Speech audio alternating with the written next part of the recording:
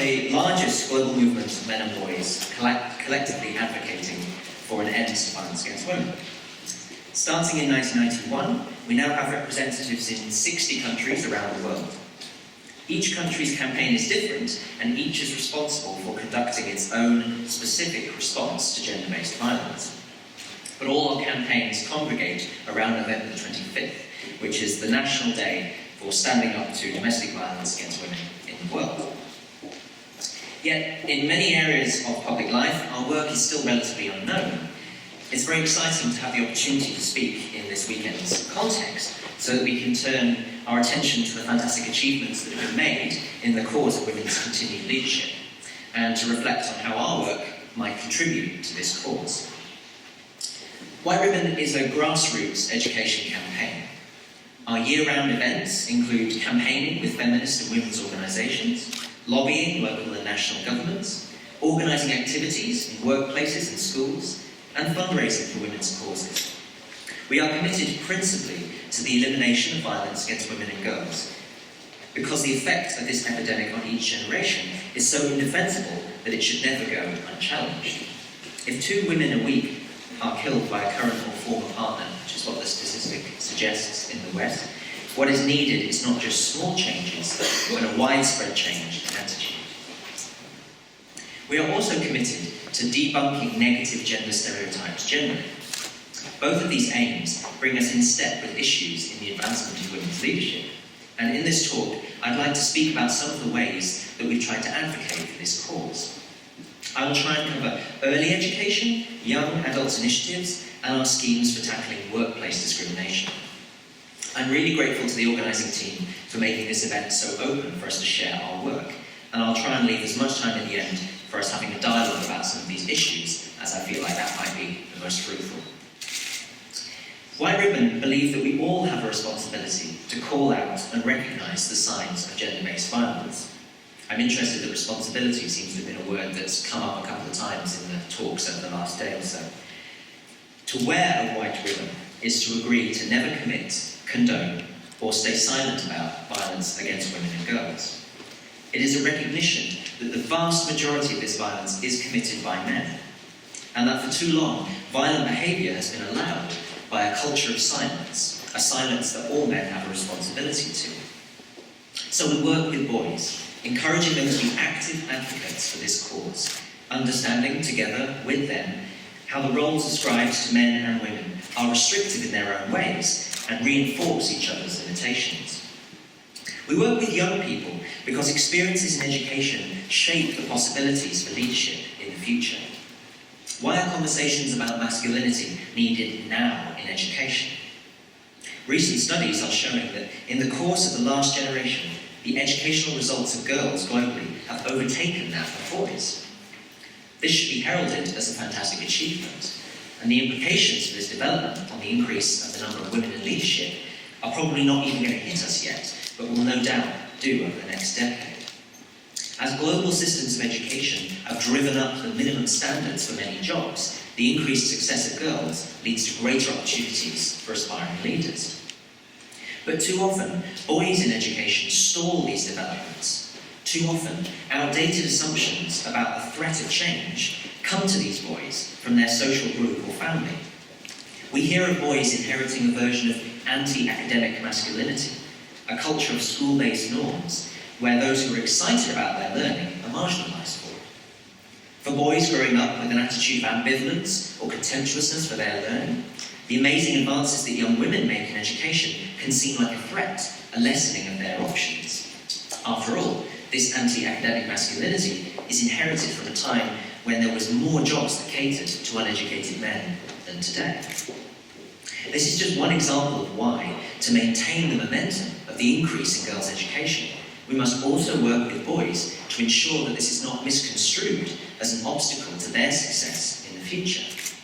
The boys who are left to see the academic success of girls as threatening to their masculinity may well become the men who see women's achievements as threatening to their masculine power later in life. To stop the men who will be aggressive to women in the workplace or who cannot find respect for a female boss, we have to start early. So our work with young boys involves encouraging them to discuss their attitudes towards learning and jobs, and seeing how they can be part of better solutions for both genders. But better understanding of our core message, ending violence against women, is also crucial to our education work. For too long, violence against women has been seen as a problem for women's organisations to deal with, as if there was no responsibility that men had to address this issue as a fundamental human right.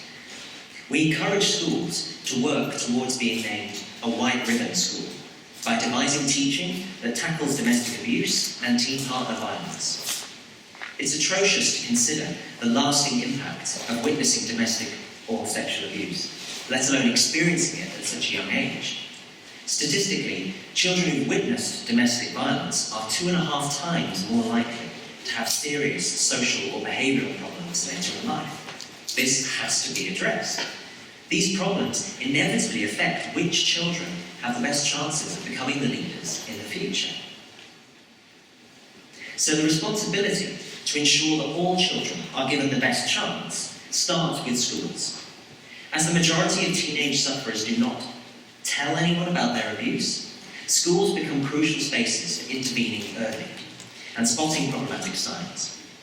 So commitment to being a white ribbon school is commitment to being part of a wider attitudinal change. In all these areas of education, dialogue from a young age, particularly with boys, is hugely important. We are involved in getting boys interested in this cause and then taking action about it. White Ribbon's 25 years of experience in this kind of education means that ambassadors know that gender inequality rarely surfaces in conversations amongst men. We also find that just encouraging this kind of dialogue goes further than you would think to the cause. In a survey from the Family Violence Protection Fund in the UK, we found that the reason that 1 in 5 men gave for not being involved in gender violence prevention was for not being asked. 13% felt that it would be seen as if they were part of the problem. All of this suggests that stronger, more positive messages are needed from an early age about masculinity if we are to stand up for women's rights and to move nearer to gender equality. For young adults entering the world of work or at university, our approaches tackle different issues. Globally, female students now account for 60% of undergraduate and master's degrees. This societal shift is incredible, considering that many countries only opened access to female students in the 1950s or 60s. But gender violence continues to pervade university campuses. A survey by the National Union of Students in the UK this year reported that 1 in 7 female students have been the victim of serious sexual assault or serious physical violence whilst at university or college. How can we begin to talk about an equal start in the workplace while these experiences still blind the lives of so many young women? This is a crucially important time in young people's lives, as the demands of adulthood are tested and felt. Good experience at this stage have the potential to crystallise the leadership skills and aspirations for young women. Bad experiences can make the transition to the world of work incredibly difficult. White Ribbon recognises that the highest rate of sexual offenders is amongst men aged 21 to 25. And when abuse occurs in off-campus spaces, like clubs, bars or gigs, universities themselves may actually struggle to intervene. We encourage higher education institutions to demonstrate their commitment to protecting their students in this way. The White Ribbon Campaign Venue Award is for music venues to demonstrate this same commitment. We emphasise that venues need a clear system for assessing and dealing with incidents of abuse or sexual assault, that they never use abusive imagery in promotional material, and that they encourage all staff to be aware of the White Ribbon Pledge. Finally, I'd like to speak about how we aim to make an impact on workplace issues. White Ribbon work in collaboration with trade unions in 2 main ways, in terms of tackling workplace discrimination and in terms of violence prevention generally. Discrimination often seems based on outdated or inaccurate assumptions about the perceived capabilities of genders. Such ideas can be perpetuated by forms of masculinity but are unaccustomed to not always being in charge. For example, the idea that men should be the primary breadwinners still pervades many social groups, along with the idea of male and female jobs. Just to give an illustration of this, I'm borrowing this from Anne McGinley, our perception of the qualities of certain kinds of work affects society's attitude to the kind of gender of that job. So the job of a nurse, for example, actually involves a lot of physical labour, a lot of pushing, lifting, handling heavy hospital equipment, potentially even more than doctors. Yet because women dominate the nursing profession, society seems to emphasise the nurturing aspect of the job, and men are often discouraged from entering it. This suggests that we need to be aware of how certain jobs get characterised in ways that will stifle the mobility of those wishing to advance in either area. In work environments, supporting those who feel victimised by abuse is crucial because abusers work emotionally as well as physically. In instances of stalking or constant harassment, where we must once again recognise that the vast majority of these cases are men abusing women, the workplace has the potential to be somewhere to draw support from, or somewhere that can feel even more exposing. In a survey by the Corporate Alliance of Violence Prevention and Devon County Council, again in the UK, it found that 98% of domestic abuse survivors said that the experience had affected their ability to perform their work duties. 98%. 87% of survivors said that their abuser made harassing phone calls to them at work. With these statistics in mind, we encourage trade unions to construct action plans to address discrimination, harassment, or victimisation. All forms of workplace abuse divide communities and foster a negativity that inevitably impacts upon women's abilities or perceived abilities to achieve their professional goals. Our responsibility, as those who sign the White Ribbon Pledge, is to recognise that potentially violent behaviour affects all these environments. One of the fantastic things about this conference is its focus on practical change, on what each of us and our organisations can do to practically further gender equality, and its impact upon greater representation of women as leaders. I have no doubt that most organisations campaigning against injustice have found social media, with its increased interconnectivity, extremely exciting. But when we're dealing with real people and ingrained injustices that are often perpetuated by behaviour, I think it's important to shoot for tangible change as well. As Gary Barker, who's writing in the Men Engage magazine, recently wrote, after we've clicked our likes, we have to head to the street to live and measure the change. So there has to be a move from, I think, whether men should be involved in prevention of violence against women and girls and gender equality generally, to how are we going to be involved, with the assumption that this affects everybody. I just want to say briefly about the first instance in which I became a White Ribbon ambassador, just because I think it has relevance for the kind of illustration of how we should be going forward and how White Ribbon is trying to go forward. So in the UK we have a tradition of the Take Back the Night March, which is a march you may have heard about, where several thousand women march on one evening in November, together as a group, and the idea is, of course, to reclaim their right to not feel unsafe at night. And it's a solidarity movement that harks back to the 70s feminist movements. So this occurred in London, I think it was in its 10th year, last year. And there's a setup where men who want to show their solidarity for this action aren't part of the actual march, but they congregate on a statue that the march goes past. So the idea is that they are there physically and visibly showing that they are supporting what's going on, but they aren't part of a physical movement that has been authored and driven forward by women principally. So I went down in November last year, and there were several thousand women doing the march, and on the statue for men, there was 3, and I joined the 3. And one of the 3 was Chris Green, who was the head of White Ribbon UK. and he saw that I was pretty angry at the fact that I turned up and that there was so few of us. And he basically said, well, if you're still angry in a week, give me a call, and gave me a white ribbon card. And I got to know more about the organisation from there. But what I think is important about that is both that it demonstrates the scale of the problem, in the sense of women's organisations have been developing for a very long time ways of collectively actioning in this area. And men's groups just haven't had that at the forefront of their agenda at all. And so you end up with this disparity. It also shows to me that the visual aspect is really important, because again, this thing about once we've clicked our likes, we have to head to the street to live and measure the change. There has to be practical initiative to show other men that this is what we're standing for and that they can be part of that action. So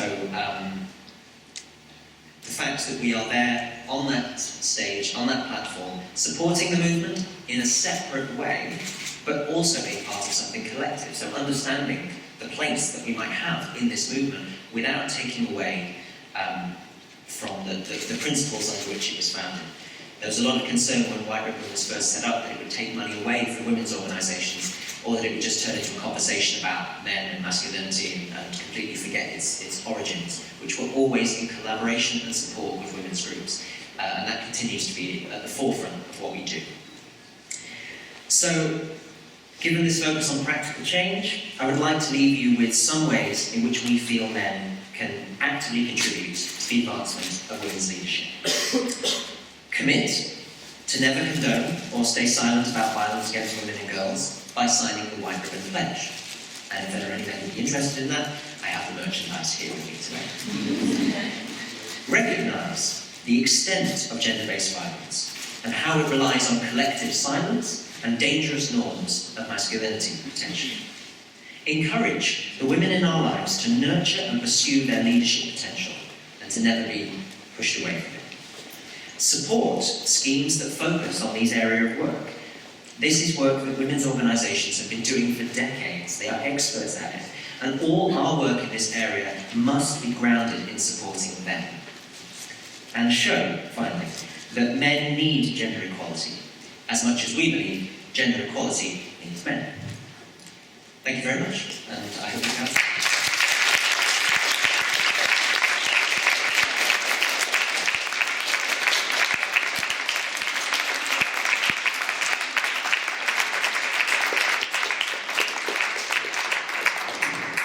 Okay, thank you very much, Kai. We'll have the same setup as we have since yesterday. If you have a question, please raise your hand and we'll go around. I'll start with Manuel because he's closest. Hello, first of all, thank you and thanks a lot for your campaigning. I would like to ask, it is more likely for men to suicide than for women, and it is as well well known that men are less likely to accept that they are a victim of depression or any sort of mental illness. And I think this is mostly due to the pressures of traditional thinking when it comes to bringing men in education. And would you say this is intrinsically related to violence at home when it comes to men forming a family? Yeah. Sure, yeah, I think it's very difficult with anything like that to say that it's intrinsically linked, but I mean, absolutely, yes. And I mean, so much of our work is about how problematic masculinity is for men as well as for women. And yeah, the suicide rate amongst men in their 40s is astonishingly high, again. And I guess in terms of looking at this in workplace issues, that kind of, there are a lot of outdated norms about having to succeed and having to support families, that sort of societal change that has meant that unemployment has spread much more in certain areas, has meant that men have felt valueless and have been led to areas in which they, without being able to express anything emotionally to certain people in their lives, end up in situations that are very dangerous like that. And yeah, I think it's usually related to something like violence, because domestic abuse happens on such a phenomenally large scale and is so much about power and, as I alluded to earlier, emotional abuse rather than necessarily physical, but just wanting to have control over somebody by the way that you kind of communicate with them. So I would definitely feel like those areas of tension within work and relationship to the norm of masculinity that we're trying to live up to are definitely going to have a negative impact in other areas of your life. Hello, thank you. My question is, what would you say to a man or a boy that says, this is not my problem, this does not affect me, I don't see why I should be actively taking part of this, because after all, I'm a man and I do suffer this gender-based violence. Is that in terms of women's leadership, or is that in terms of our gender inequalities of gender? No, in terms of how would you recruit boys to your campaign, given that many would say, well, this is not my issue? Sure. Well, I mean, definitely we start as early as we can in terms of getting boys to communicate about this.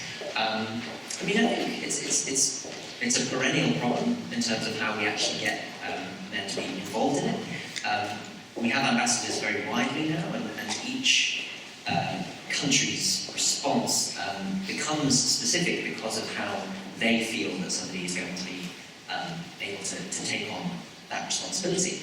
I was having a great conversation over the brunch with somebody about the idea that in Germany, men may feel less happy about the idea of signing a pledge, whereas we also have the badges which are kind of a sign in themselves to wear them it is to sign the pledge, but it's nothing official. So each country does have to have its own response to what's going on.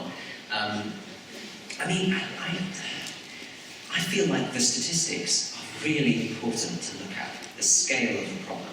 And the idea that this isn't our problem is completely the myth that we are trying to debunk, because so much surrounds communities of men and social groups in which power occurs and in which there isn't communication going on, and it never looks like an even playing field whenever it's looked at. So in terms of how to get men involved in that issue, I would definitely show them statistics. I would suggest them to think about the women in their lives who've had issues. Talking to women that you know about the extent, probably find that more than you would think have been the issue of, have been the victim of sexual abuse or physical abuse in some way. And the fact that that seems to occur vastly more for women than men suggests to me that something has to be looked at from that camp, from the group that it is not happening so much of, and that we know that the perpetrators of this are largely men, which means there has to be something going on in these social environments in which men are talking together or not talking together about the important issues. Is that okay? Hello, I have two questions.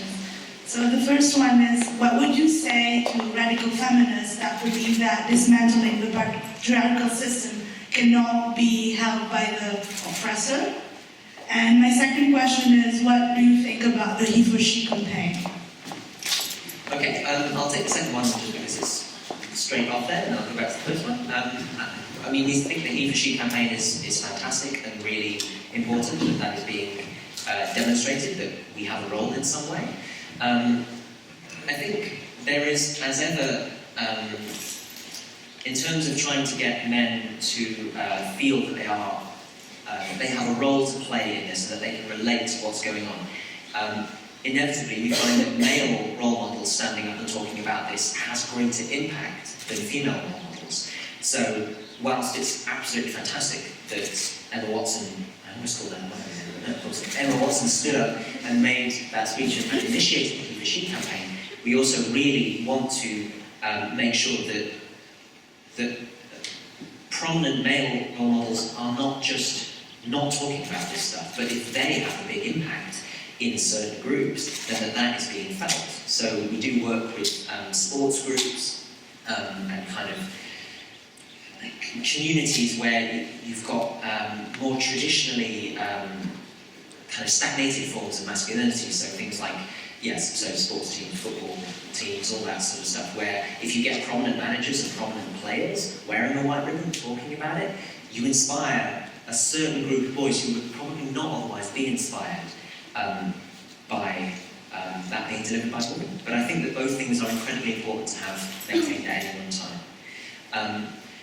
In terms of the intersection with radical feminism, I think the important thing about the White Ribbon campaign in terms of being a grassroots education campaign, is that everybody enters with their different relationship to how they, to why this is an important cause for them.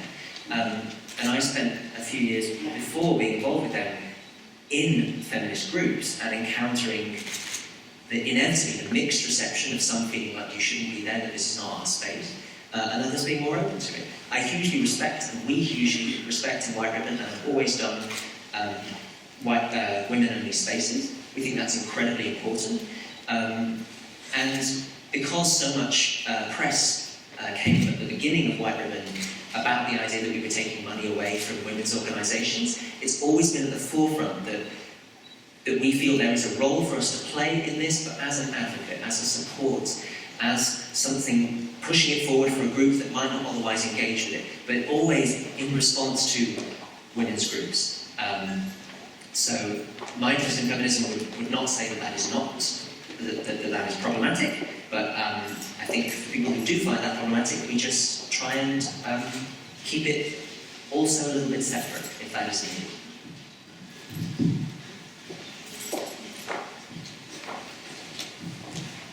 Kai, thank you very much. I would be curious to learn how you personally got interested in the overall subject.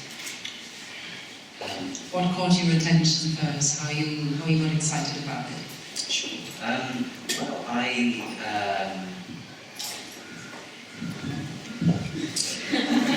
it's very difficult to trace these things sometimes.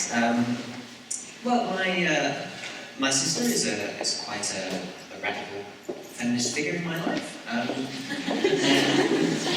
So, yes. Yeah, I think in terms of my family, it's something that has kind of been talked about quite a bit. And then my response to it is purely from beginning to talk to women in my life about the extent of the issues that they face that are completely different from the ones that men face. And again, talking about it in terms of masculinity, on the one hand, feels really useful and has always felt useful because it's something that I know about and I've felt issues with in terms of conforming to certain standards. But equally, I think there are certain groups that talk too much about that and don't actually realise that it's connected to the fundamental basis of our ethos, which is prevention of violence against women.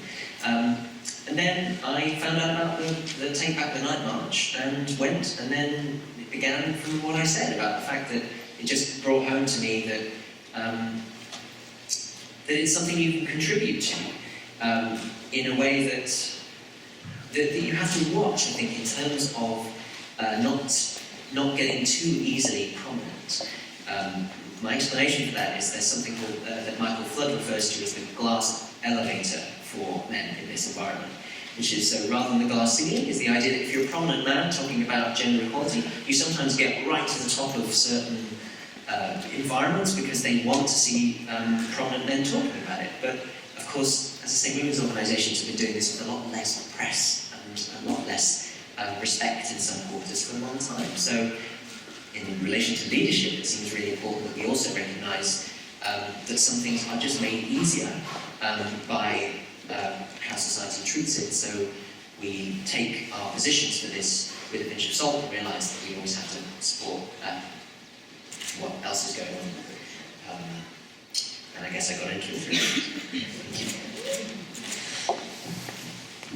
Hi. So you already mentioned how you sort of target schools when you're spreading awareness or campaigning. So I'm wondering actually, because I can see this happening in, let's say, Europe or the Western world, I can really see this being effective.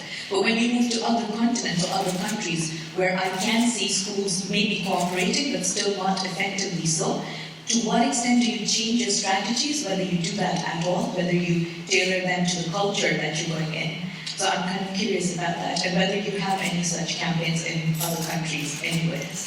Yeah, absolutely. I think the, I'm not, I don't know the details on the specifics of some other of those campaigns, but definitely they are all bespoke and that they attempt to engage with schools in a way that is particular to the communities.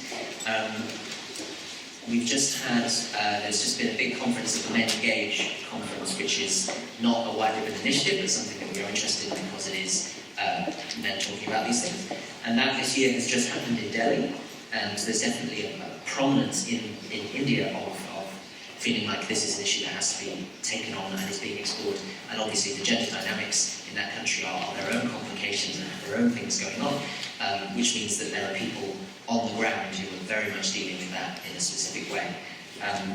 Because we began in America and Australia is also very prominent, most of the things we inherit in terms of strategies are Western and perhaps slightly American strategies.